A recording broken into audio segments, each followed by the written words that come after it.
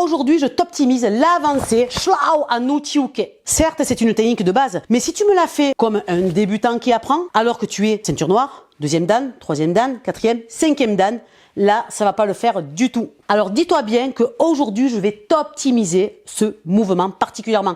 Oui, je t'ai bien dit optimiser. Et ce qui est top, tu verras, c'est que tu peux l'utiliser dans tes kions. Tu pourras optimiser ce mouvement et ce déplacement en travail à deux, d'accord, dans tes passages de grade. Ça va vraiment valoriser ce mouvement.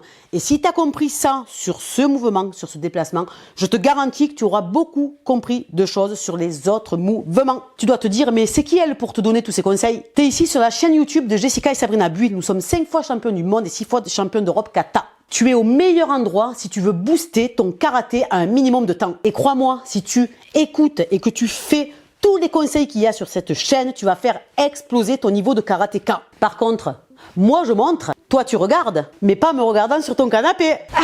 Ou sur ton lit en train de geeker. Allez viens, on va s'entraîner. Ah, ça y est, on y est. Allez, je te montre tout ça. Allez, comme tu le sais, donc l'Uchi-Uke, c'est bien un armé sous le bras, d'accord, et une circulaire ici sur le côté, enfin sur le côté plus ou moins de face, d'accord, pour éviter ici, là, ça sert de blocage, d'accord, mais il va y avoir un état de circulaire. Je sais pas si tu as remarqué, mais quand je viens armer, tu as deux possibilités. La possibilité de venir armer sous le bras, d'accord, paume de main vers le sol. Pourquoi? Parce que c'est ce qui va me permettre de faire un état de circulaire au niveau du poignet. Et c'est cette rotation de finition qui va me faire la netteté de ce mouvement ici. Mais tu as une deuxième possibilité pour les gens qui vont armer et que le prof il dit baisse tes épaules, mets tes épaules vers le bas. En fait, tu dis tout simplement de venir armer légèrement plus bas au niveau des côtes. Comme ça, d'accord, ça te libère au niveau des épaules et tu as moins les épaules au niveau de la tête. Voilà. Tout simplement. Ça, c'était l'astuce numéro 1. Point numéro 2, d'accord, forcément, il y a un armé avec un tirage. J'ai bien dit tirage. Souvent, la plupart des gens, quand vous faites un Uchi-Uke, c'est malheureux, mais vous pensez uniquement au bras qui va bloquer, qui va frapper. Vous pensez qu'à ce mouvement-là.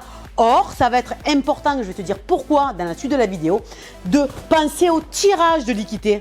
Pourquoi d'après toi ça me sert de tirage? Parce que automatiquement, regarde bien, le fait de tirer, ça va me basculer mes épaules sur le côté, qui dit épaule en rotation, qui dit explosivité et vitesse, d'accord, et netteté dans ton mouvement.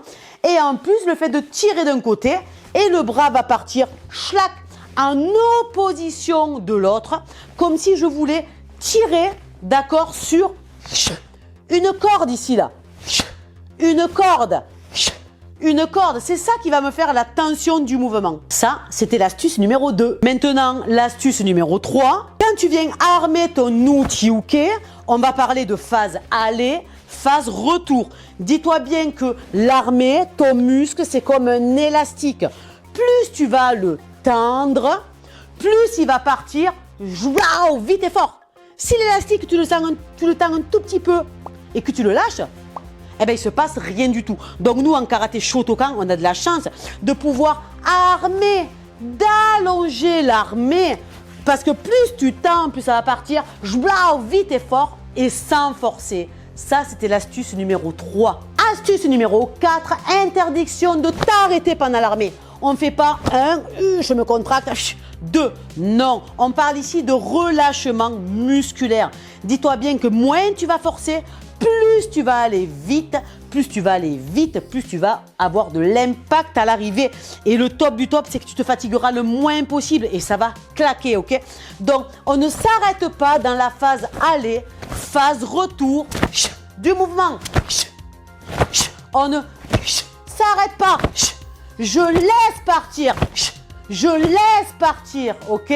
Astuce numéro 5, regarde bien, une fois que j'ai fait phase aller, phase retour avec mon tirage de l'équité, regarde bien le petit à-coup que je vais faire, schlac, au niveau de mes épaules en opposition, comme si j'avais une corde que je voulais tendre. C'est juste ce mouvement-là qui va dynamiser le mouvement plutôt que de rester ici et de rester de face avec que des mouvements de bras. Donc, je sollicite ici toute ma chaîne musculaire.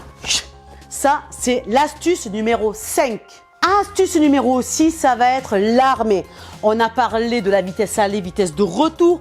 On a parlé du tirage du liquidité avec le pivot des épaules. D'accord, mais attention, on a la chance de pouvoir armer le plus loin possible.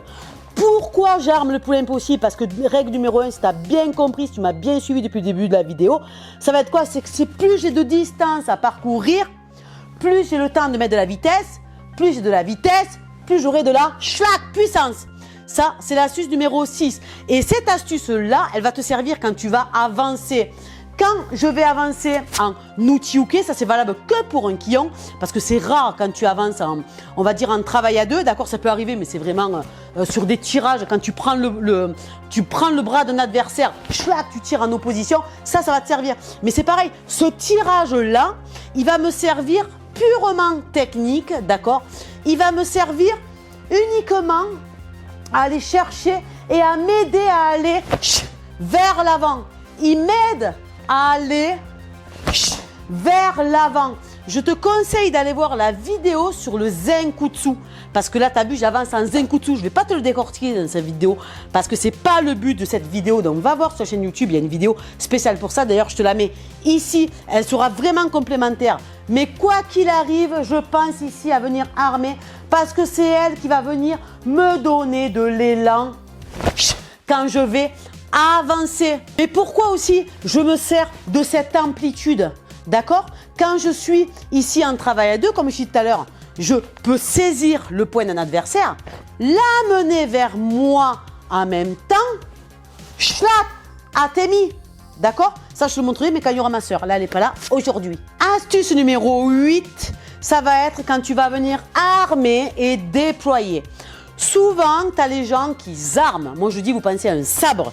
D'accord, que tu l'armes ici ou là, d'accord, peu importe, tu penses que tu viens désabrer. Attention, le fait de désabrer, souvent, qu'est-ce qui se passe? Tu penses à partir de ton poing et arriver à l'extrémité. Sauf que pour verrouiller un mouvement qui est circulaire, tu as vu, c'est compliqué pour avoir de la netteté. Alors, si tu le fais en travail à deux, que tu as un point en face, oui, c'est plus facile parce que tu as l'impact du coup de poing. Mais si tu le fais en quillon, d'accord, dans le vide, tu verras, c'est difficile, ça fait toujours des micro-flottements. Voilà, c'est ce que je veux te dire. Donc, pour éviter ça, en fait, moi, ce que je pense, règle numéro 1, c'est de venir armer. Quand je désabre, d'accord, je dis bien je désabre, regarde bien, c'est mon coude qui va partir en premier. Pourquoi? Parce que si tu penses à ce que ce soit le poignet avec l'articulation de l'épaule qui fasse rotation, c'est sûr que rotation, c'est difficile de maîtriser le mouvement.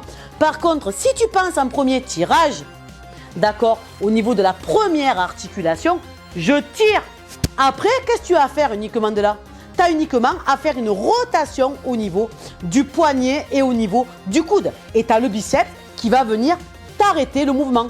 Et pour éviter encore, regardez, allers-retours comme ça, moi ce que je fais, c'est qu'en fait, quand je fais l'uchi-uke, je viens légèrement tirer le coude et au lieu de faire que circulaire, tac tac, j'exagère au niveau de la caméra, d'accord, je viens tirer le coude et je vais légèrement faire rotation et schlac avant.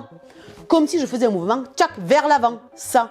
Pourquoi? Parce que ce mouvement-là, c'est plus dur, d'accord, d'arrêter un mouvement sur le biceps que d'arrêter un mouvement au niveau de l'articulation de l'épaule. D'accord, évidemment, je ne t'ai pas dit de faire ça. C'est pas non plus un huracan comme ça. D'accord, mais le mouvement, tu vas l'arrêter, schlac, vers l'avant. Vers l'avant. Voilà, ça c'était l'astuce numéro 8. Bon, ok, j'étais un peu compliqué. Allez, je te fais le résumé.